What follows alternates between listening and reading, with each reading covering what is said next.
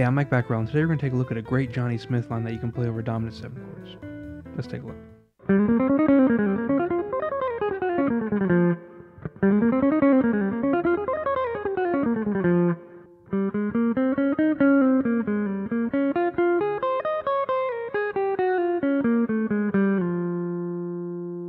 Years ago when I was in grad school, I was at a clinic that Reza Bassi was doing, and Reza Bassi is a fantastic guitar player. If you're not familiar with him, I recommend checking him out.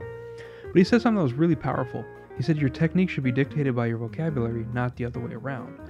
And that really hit me really hard, because that's a really powerful statement, because we tend to improvise with the patterns and things that we practice. So when I was a really heavy shredder rock guy, I'd practice all these different scale patterns.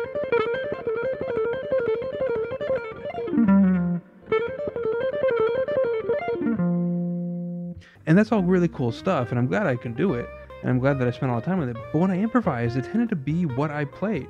The things I practiced tended to be what I would improvise with. And in that style of music, that fits, because that is a lot of what that vocabulary is. So after I heard Reza Bassi say that, I really started to think that, well, maybe my technique should be built from actual lines that I transcribe off of players I enjoy. And when I started doing that, my improvising got a lot more interesting. My improvising got a lot more stylistically accurate to what I wanted to sound like.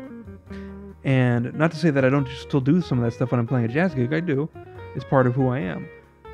But I was able to become more of what I wanted to sound like by taking things that I learned from players I really enjoyed and turn them into exercise and make them part of my technique. So that's what we're going to do with this Johnny Smith line. This line is played over an E-flat 7 chord, and it's from his recording of Bag's Groove. You can get the entire transcription of that solo off my Patreon. So let's take a look at how he starts this line. First off, it starts on the and of 1. It's all 16th notes, but we start on the and. We don't start on the downbeat, we start on the and. So we start here. Okay, now that first set of notes, that's just going from the third, which is G in this case, up a Mixolydian scale, up to E flat, which is the root, and then back down. That's the first part. It's just a scale up and down. And then, but when we get to that G again, that second G, he goes up a G minor 7 flat 5 arpeggio, which I'm sure is not what he's thinking. That is what he's playing, but really what it is it's an E flat 9 arpeggio. We got the 3rd, 5th, the flat 7, and the 9th. So he's playing the upper extensions. Now this next part's really cool. He jumps from the F, the 9th of the E flat chord, up to the F on the next string. So he plays the same note twice. And then he keeps going up in thirds from that F. And he goes up an F minor 7 arpeggio. Which, again, probably not what he's thinking of. Because what he's playing is, he's doubling that 9th, but he's just playing up the scale in thirds.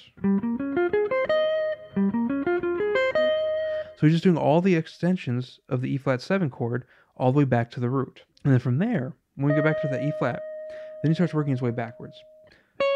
Goes to the flat 7, the 6th, the 5th, the 4th. And then he goes chromatic, 3rd, flat 3rd, 2, down to the flat 7th. And then he goes down to the 5th, chromatically down to the 3rd, and then he lands on the F, which is when the B flat 7 chord hits. The second measure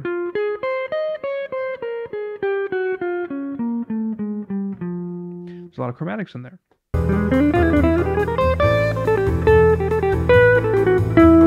Let's take a look at a couple of these passages and see how we can turn them into our own technique now that we got the line. Okay, so this right here,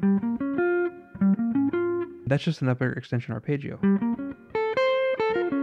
And so we could take that and we throw the root back on the bottom. And rather than going to the root again like we normally would, we just play root, 3rd, 5th, flat 7, root, 3rd, 5th, flat 7, root. We'll keep stacking in thirds. So there's a 9th, 11, 13, back to root.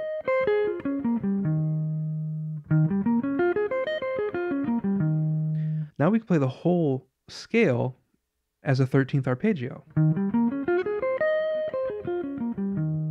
So that's one thing to really grab from here, is that we can play our arpeggios as these upper extensions and keep stacking in thirds to get to where we want. Now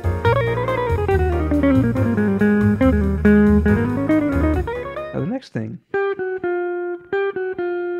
we always hear about bebop scales. Bebop scales aren't real. That's not a real thing.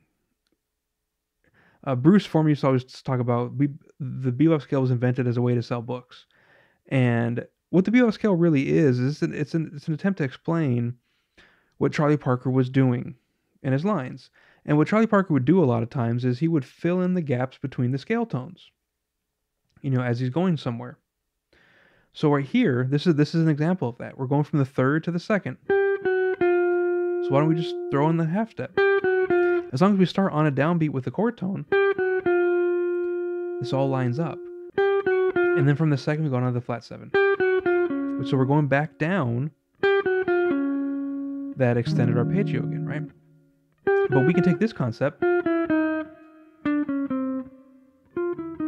and anytime we see a whole step in the scale, we can throw it in there.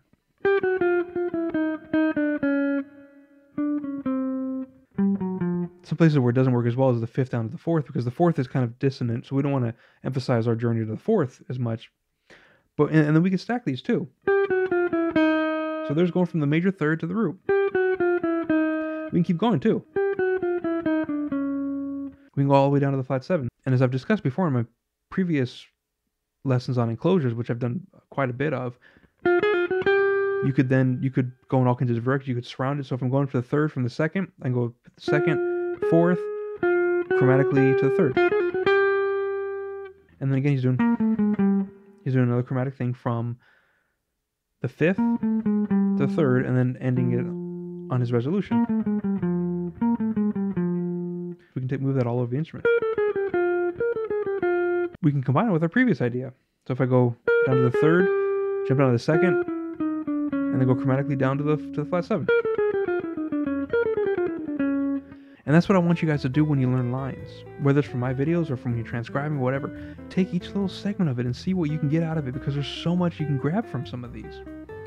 So just in this one line, we got upper extensions, we got these kind of bebop cliches of filling in the gaps in the scale, and then of course, working on the technique side of it.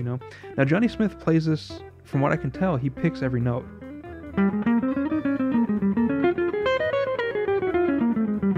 Now, if that works for you, go for it. There's a lot of benefit in that. I don't play that way so much. I use a lot of, slurs in my playing, so I kind of had to manufacture to make it fit myself.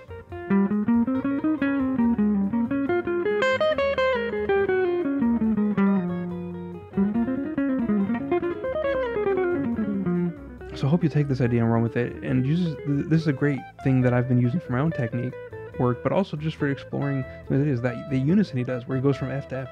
That's a really cool idea. The extended arpeggios, that's another really great idea. And then just the enclosures and the filling in the gaps. This is all fantastic material that is really rich in this bebop vocabulary that these guys come from.